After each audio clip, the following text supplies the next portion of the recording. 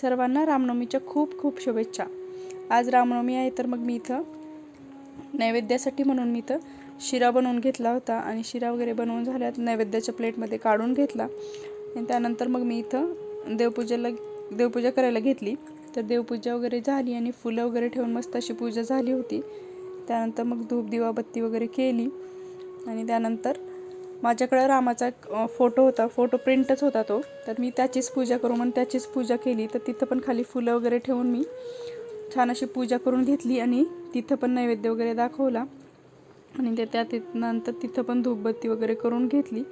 तर खूप छान वाटत होतं। ही छोटीशीच पूजा केली होती पण तरी पण खूप छान वाटत होती। आणि हे सर्व झाल्यानंतर मग आज होता संडे, तर त्यासाठीच मग नाश्त्यासाठी वेगळं काहीतरी म्हणून काव्या म्हटली की पास्ता खायचा आहे, तर मग तिच्यासाठी म्हणून मी नाश्त्याला आज पास्ताच बनवलेला होता।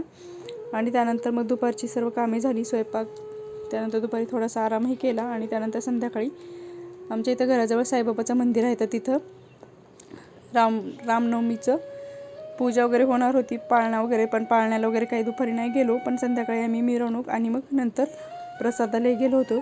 तर तिथंही सगळं खूप छान डेकोरेशन वगैरे केलं होतं, अशी रामाची मूर्ती वगैरे, आणि त्यानंतर फुलांचं वगैरे डेकोरेशनही केलं होतं। तर दर्शन घेतलं आणि मस्त नंतर महाप्रसादही घेतलं आणि मग महाप्रसाद वगैरे घेतल्यानंतर थोडा वेळ थांबून मग घरी आलो। तर कसा वाटला ब्लॉग ते कमेंटमध्ये नक्की कळवा आणि ब्लॉग आवडला असला तर चॅनल सबस्क्राईब करायला विसरू नका। भेटूया नेक्स्ट ब्लॉगमध्ये, तोपर्यंत बाय।